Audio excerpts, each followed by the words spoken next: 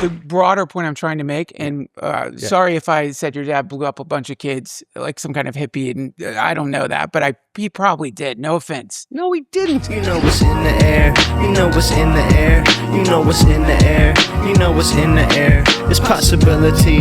It's possibility. It's possibility. It's possibility.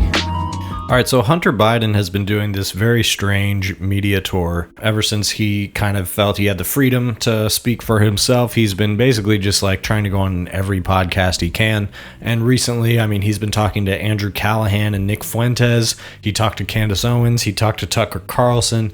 And here he is doing this podcast with Duncan Trussel and Matt McCusker, who are two comedians. Matt McCusker is a friend of Shane Gillis's and podcasts with him. Duncan Trussel is one of the old school Joe Rogan associates, kind of off in the psychedelics world. And also this guy, Chris Williamson, who I'm not familiar with. Apparently he was on Love Island in like 2015. I didn't even know that show went back that long. But somehow this podcast got assembled with all four of them, and they're sitting here just kind of shooting the shit about politics. And what's interesting about Hunter Biden, people have commented that, you know, he's pretty good at talking politics. He has a pretty sharp perspective. He's a good communicator. He's also just kind of good at like dominating the conversation. He did this in talking to Fuentes and Callahan as well, although I didn't watch that whole thing. But he kind of just talks a lot. I don't know if this was meant to be like an interview of him, but that's pretty much what it turned out to be. Essentially just making the case that Trump is bad and that Biden was good, which is his dad, so fair enough. And, you know, they pose some interesting counter arguments to it, but overall, I think it's just kind of a good reflection of where this conversation is at. So here is the first part where Hunter is making a pretty clear, pretty concise case about, you know, the history of racism in America and how that's kind of like the undergirding of a lot of our politics today. And Matt McCusker kind of rolls his eyes about that a little bit, doesn't quite emphatically agree with that or whatever, and he gets into a little bit of why later in the podcast. So here's that. Because after Lincoln was killed, Andrew Johnson comes forward and he takes away all of those things. And we basically end up with a Jim Crow South all the way up until 1968. Right. In which the active participation of 10% to 12% of our population was not just segregation. I mean, it was a form of apartheid. And to say that, like, oh, just get over that, we have not structurally gotten over it. There has been, in my opinion, a permanent Confederacy class in the United States of America. And it's a mix of Christofascism and an oligarchy that recognizes the power of feeding people a narrative in which if you are if you're white and you're poor, don't look up, look down to find your problems. Yeah. And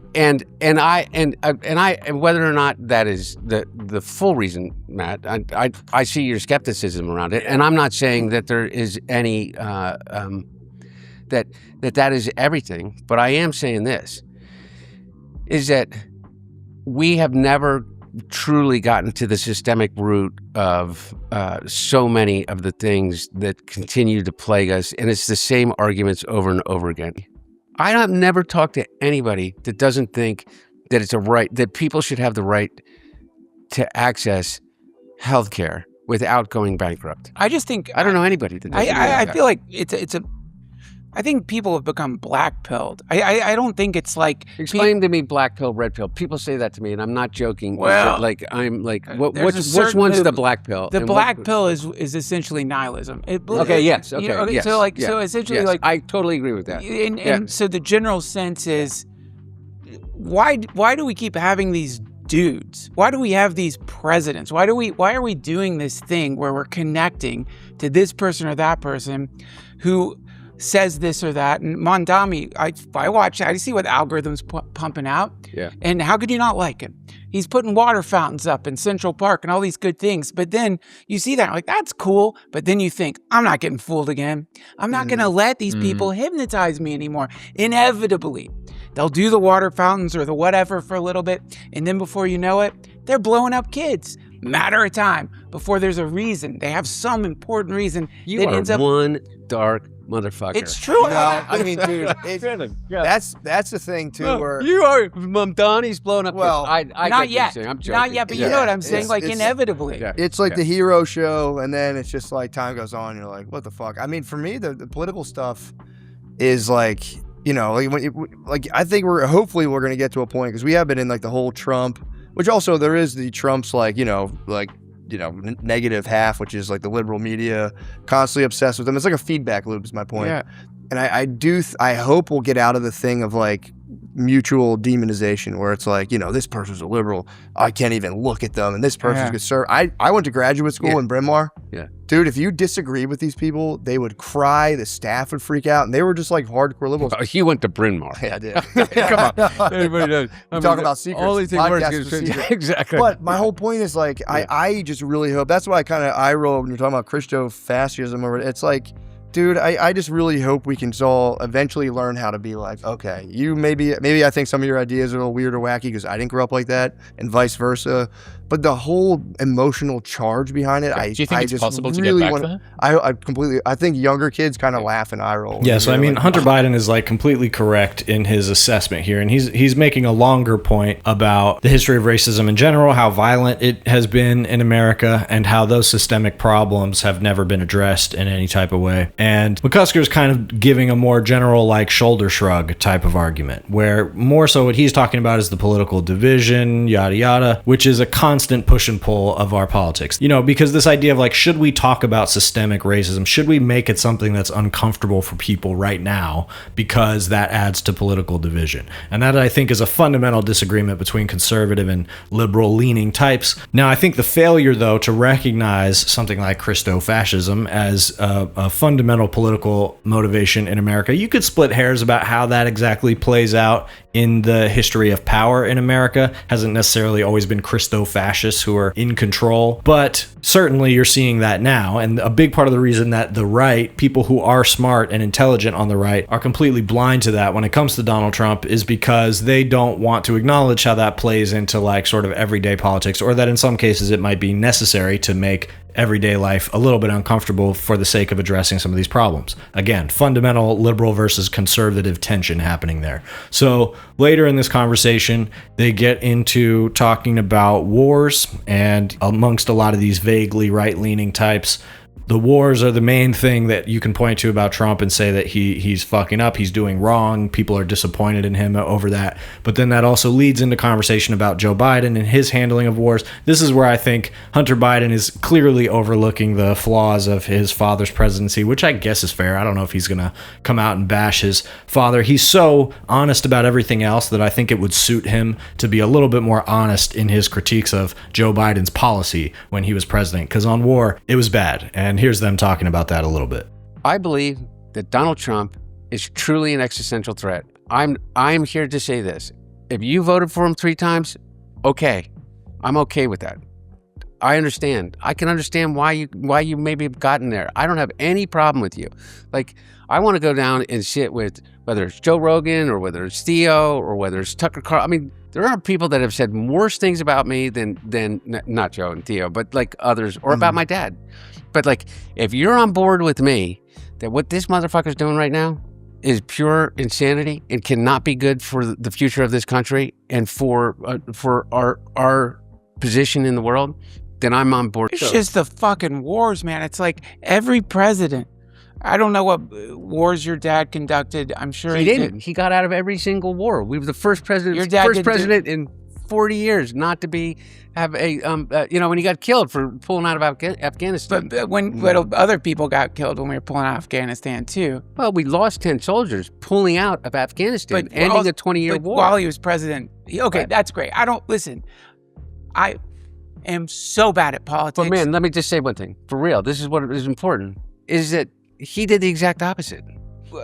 Not only that, is that he didn't drop a bomb on a single person in the 4 years that he was there. When your dad was president, there weren't any civilians casualties? Well, there was an enormous amount of civilian casualties that were in Gaza by virtue of what the Israelis were doing, but not by virtue of the actual us engaging in violence against another nation state. You're saying like when your dad was president, there weren't civilian casualties in Afghanistan or around the world? Not because of us. We pulled out. Every single troop that was in Afghanistan. He did what he could do. After 20 years was pulled out. I guess the broader point I'm trying to make, and sorry if I said your dad blew up a bunch of kids like some kind of hippie, and I don't know that, but he probably did. No offense. No, he did. For me, what eats me alive is that like those bombs, whatever it may be, all those bombs, how much they cost, right? And then you hear kids are in school lunch debt. What the fuck is that? There's kids who can't get healthy school lunches. There's the teachers who aren't getting paid shit. And you look at how much each of those fucking bombs cost. You want to, whether it's tax the rich or tax the oligarchs, why don't we stop spending hundreds of thousands of dollars on bombs that are blowing up countries for completely enigmatic, mysterious All right, so reasons? Duncan Trussel is kind of coming from this like fried hippie type of perspective, but it is a little bit more on the right-leaning or libertarian hippie side. And, gets into this stuff about free lunches and teachers' unions and teachers in general. And so all of this stuff, it's a perfect example of someone who is like just trying to figure out how to make a left-wing critique, but they just will not connect it to capital and like the economics of the situation. So he's like, I don't care if we tax billionaires and oligarchs, why don't we stop building the bombs? And it's like, okay, you are focusing on the visual that is emotionally moving, this idea of bombs blowing up kids and stuff. Clearly that's very motivating for a lot of people. It has kind of fundamentally shifted the tone of politics in America, and that's very good. But the problem is, okay, who's profiting from the bombs? What exactly is the dynamic there? We're not really buying bombs from somewhere else. It's American billionaires and oligarchs who are profiting from the making of those bombs. People like Elon Musk. So he's kind of subconsciously running cover for people like Elon Musk and other billionaires that he has some loose association to now, being in the kind of Rogan sphere. And that is something that has dogged Duncan Trussel's reputation as of late. He has directly defended Peter Thiel and the idea of like, he's not evil, or what? Do we really think Peter Thiel's evil? Just kind of focusing his empathy in the wrong place. But then also placing it with these kids and with the victims of the bombing campaigns of America. And while the only dynamic at play there isn't, profit and capital, that is a fundamental dynamic. And the reason people keep scratching their heads, why can't we figure out why we can't do this? Democrats, Republicans, they all just get into office and they drop bombs. Why are they doing that? It is because of the capital incentive that exists behind our entire military industrial complex. In other words, the forces that are preventing basic policy like putting tax money towards free lunches or towards universal health care is the exact same policy that prevents us from not spending taxpayer dollars on building and supplying weapons to other countries. And that's where Hunter Biden is really letting his dad off easy, saying, oh, he didn't start any wars, we didn't kill anybody, we weren't doing that kind of thing. Yes, he did get out of Afghanistan, he deserves credit for that, but like America was carrying out all kinds of military activity his entire presidency. And also, supplying weapons to the state of Israel so that they can drop them on children. He's as directly implicated as anybody in that. He signed off on it over and over and over again. And that's the kind of sneaky liberal stuff that I would point to and say has become an enormous problem for the Democrats' brand. Democrats are wondering why they are not clearly the better alternative in people's minds to Republicans and Donald Trump. The answer is because they say, well, we haven't started any new wars. We haven't waged any wars. And it's like, okay, people know that Joe Biden is responsible for the genocide. He's as responsible as anybody. He could have cut off the flow of weapons. American presidents have done it before. He refused to do so. Lots and lots and lots of civilians were killed by that. So, if we can't reckon with basic facts like that, there is no hope that the Joe Biden brand of Democrats will ever be revived or rehabilitated. It's just not going to happen. It's time to move on to something else. So they get into that a little bit more in this next part here, where they're talking about this dynamic between Democrats and Republicans, liberals, and the division, right? And I do not agree with their framing of, how this division works, or essentially what they do is just continually point back to the other side. Donald Trump is responsible for all this division. There's clear examples of it. Obviously, he's one of the most noxious forces in American politics ever. But then there's just this vague gesture to, well, look at the Democrats and liberals in general. And as frustrating as it is, that's been kind of floating our entire political conversation, at least since Donald Trump came into office. So that's the part I want to get into to wrap it up here. So here's them talking about that. And again, I'm not a Trump apologist guy, but this like narcissistic, like, you know, I talked to a doctor and he actually said he's a narcissist. It's like, No, I totally. By They the could way, do that Matt, to I'm anybody. with you. I totally but agree. he's It's obviously totally- he's nuts for sure. He's fucking nuts, he's- though. But you kind of breezed over what Matt was saying, which is like, there's always been another side, but I think in this case, if you really want to like look at what happened and how this happened, Yeah. you do have to look at how absolutely venomous the Democrats got, how Kamala Harris was just suddenly shoved in front of everybody. It's fucking Kamala, pal. No, I'm not. So Trump is like an overt, like you watch him, like, yeah, I totally get it. There was so much quiet kind of manipulative stuff that I would say more liberal leaning people would do back. They would try to destroy your livelihood. They would try to take your job away from you. And it was like all patting each other on the back. What I saw, especially at Bryn Mawr, you know, I'm probably gonna get sued by them one day, but it was for real. You literally were like in the bastion of like I was in the graduate school Bryn for- Mawr. I for know, social- Bryn Mawr. but they're people's therapists and stuff. And they were in one thing they were talking about taking people who were, you know, needed therapy, needed help, and turning them into political agents as a mode of therapy that would help them. And I'm like, dude, that's sick. Okay, I totally. But agree. my whole Totally point agree. here's what I don't want to do. It's like Yeah. Trump is like, you know, he is some figurehead of some sort of ugliness. I think that kind of like, you know, he's like in very touch with our age. You can get rid of him, and then if you kind of say like, and here's the good guys, I'm like, I don't know about that. Okay, look, I'm not saying here's the good guys. Yeah, but yeah. what I'm saying. You don't think Quiet Piggy was funny? No, That was crazy. but crazy, right? But the problem, I'll be honest, the problem is it's so fucking nuts. And again, if you're a checked out dude and you're like, it is funny. That's when you're right, though. Like, if anyone else, That's if right, you were Matt. sitting with your brother and they were talking like Quiet Piggy, you'd be like, bro, what You the not only be fuck? like, bro, you'd be like, what the are you fuck? doing? Yeah. But it's one of those things where you're already, and I can attest to this, you know, I'm 40, but I was pretty, by the time I was graduating college, I was like, fuck this. I'm not getting a job. The whole thing's bullshit. The whole thing's rigged. It's evil. It's all ruled by people just blowing each other up. I want nothing to do with this shit. And you watch the news, and you're like, this is all fucking bullshit. So I had like checked out when I was like 20. I was like, fuck all this stuff. So then there's so many people watching the news like that who are like, I'll never buy a house. I don't give a fuck. Probably won't even get married. Yeah. Everything sucks. I'll be in debt forever. Yeah. And that's the people, they see that and they just go, huh, that's crazy. And then they just go about, you know, their day, which is sad. That's a sad thing to think about. I totally agree. Yeah.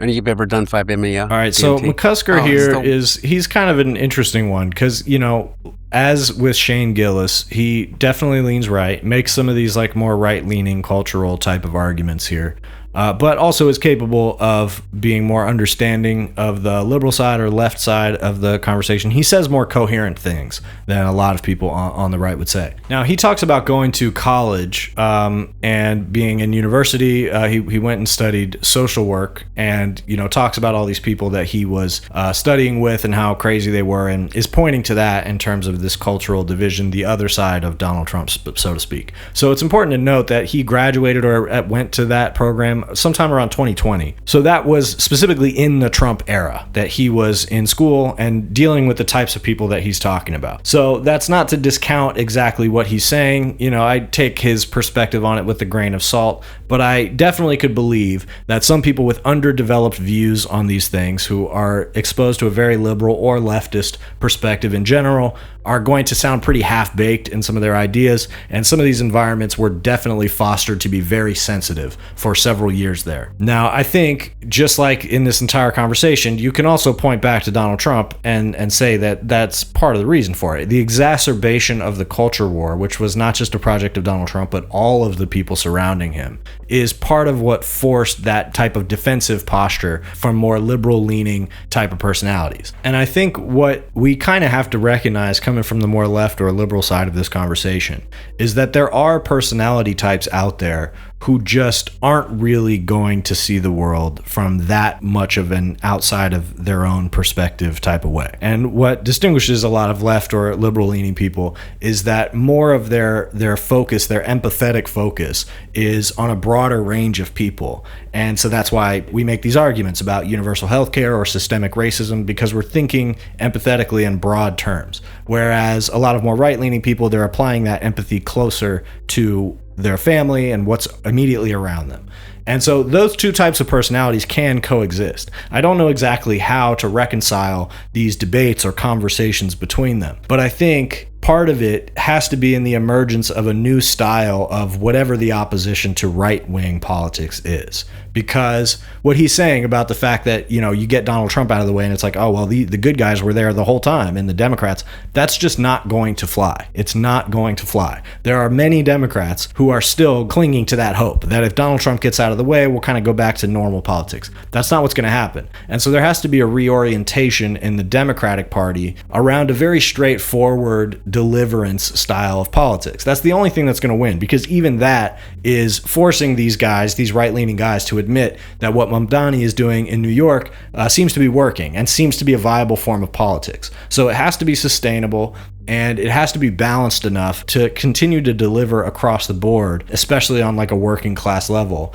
because that is ultimately what will emerge as a viable alternative to Donald Trump and the Republicans. Because the important part to remember is that at the end of it, they have no alternative to actual governance. Republicans refuse to govern. So as long as an alternative to them can emerge in Zoran Mamdani and that sort of like democratic socialist-led Democratic Party, that is ultimately going to reshape the conversation around, do you want people who are governing, or do you want people who are not governing? Because Democratic politicians lost the ability to make that argument. I'm in the pocket, and they know they can't slow it, can't stop shit. How the game so cold, so toxic, can't drop cause they're in somebody's